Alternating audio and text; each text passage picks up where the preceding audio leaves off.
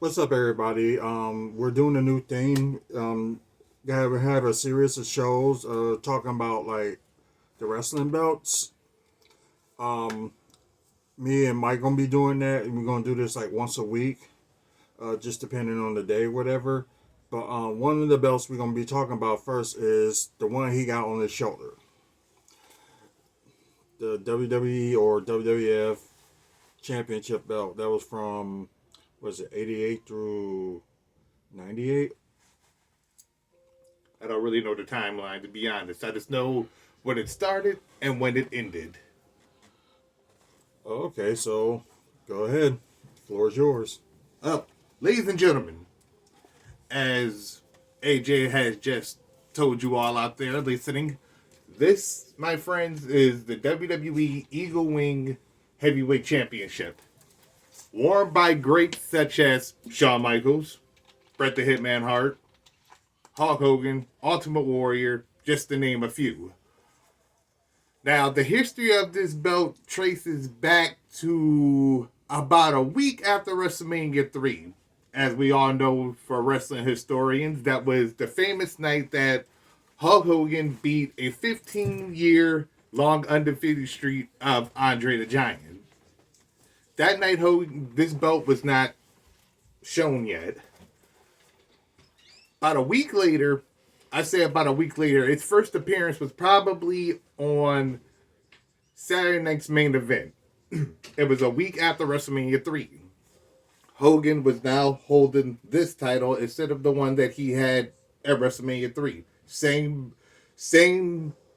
what am I looking for? Same title, just different look, which is this one Yeah. right here.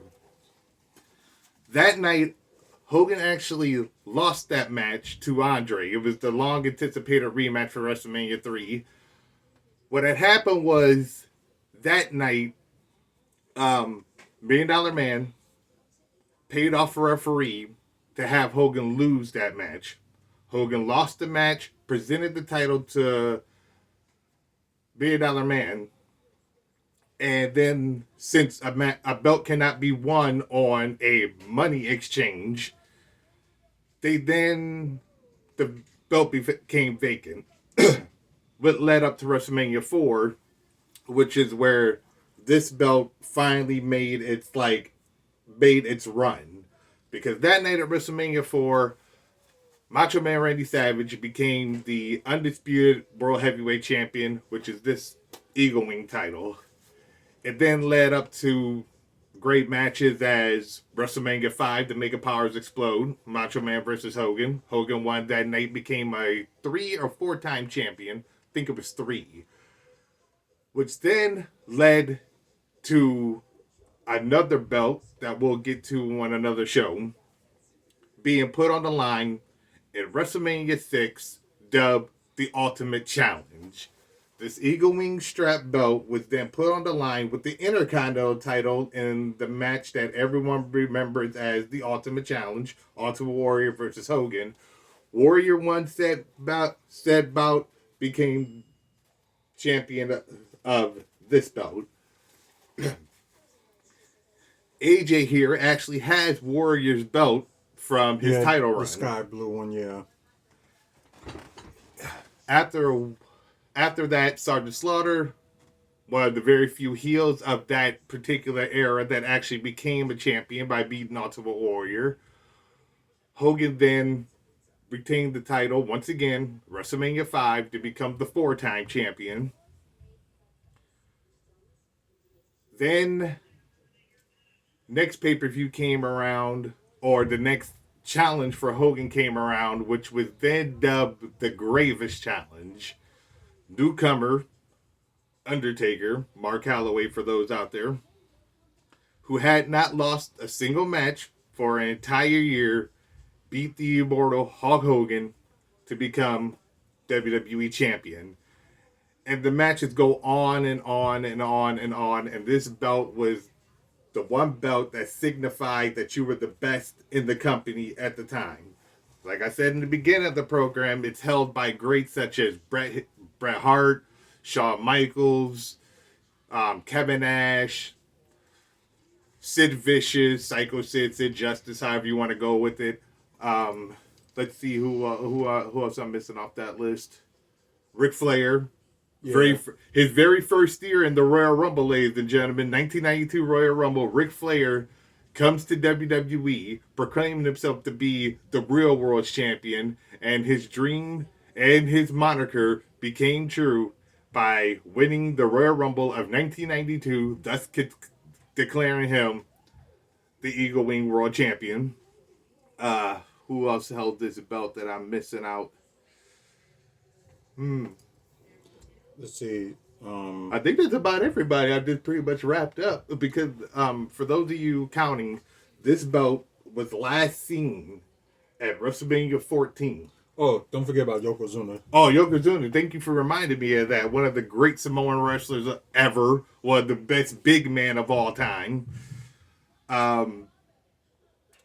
But yes, as I said, this belt was last seen at WrestleMania 14, the night that Austin beat Shawn Michaels. It was actually that was the last time it was ever used. The last time it was seen was the night after, when Austin came to the ring by orders of Vince McMahon to be declared the new world's champion. This belt was never used again. It was shown on television one other time after that, but it was never used again because then they switched over to the Attitude World title.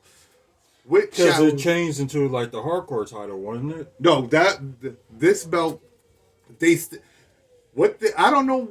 I really don't know. I thought this was actually the belt that they destroyed at one point in time. For those of you that don't know what happened that night when the belt was destroyed, it was actually Saturday night's main event. Hogan versus Macho Man's brother, actually at the time known as the Genius. Mr. Perfect caused Hogan to lose via countout. Genius and Lenny Poffel, for those of you wondering who the Genius was.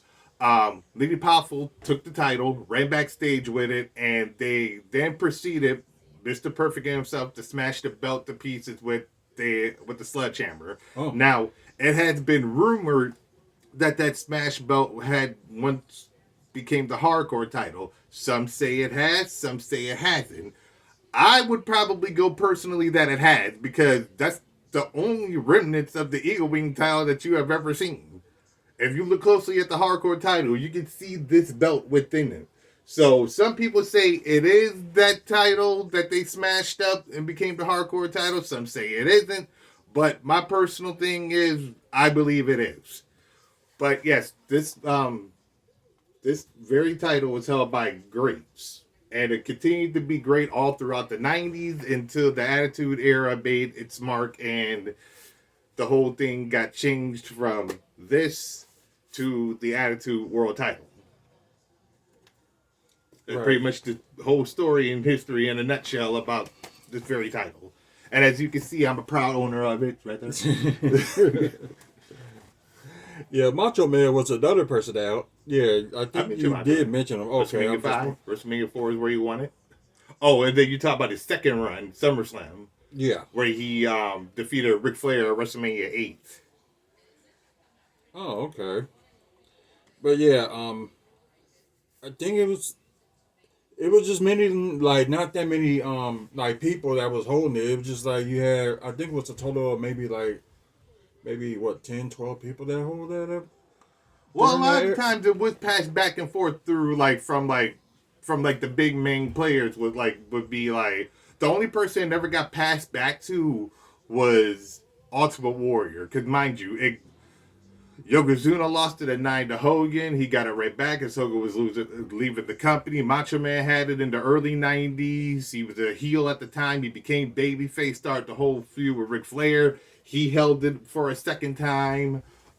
Ric Flair had it twice because he actually beat Macho Man again for the title, and then which was untelevised. And then he lost it to Bret Hart, which was also untelevised, which was Bret Hart's first run with it. Then Kevin Nash had it. Sid had it twice. Shawn Michaels had it twice. Yokozuna had it twice. I had to say that. Hogan is probably, besides Bret Hart, Hogan is the only one to ever hold this title 5 consecutive times. Oh, okay. But yeah, like I said, there's gonna be like more belts we're gonna talk about. We're gonna do like one belt a week. So there's more to talk about, and especially the collection that we both all have combined, just to make it interesting. So we're just gonna end it from here. We're not sure what belt we're gonna talk about next week. It's just gonna be like a random thought that we're gonna think about. So, anyways, thank y'all for watching. Like and subscribe, and check out our past videos as well. And like I said, this will be an ongoing thing every single week. Could be any day, but just watch out for it. But thank y'all for watching. Until the next video.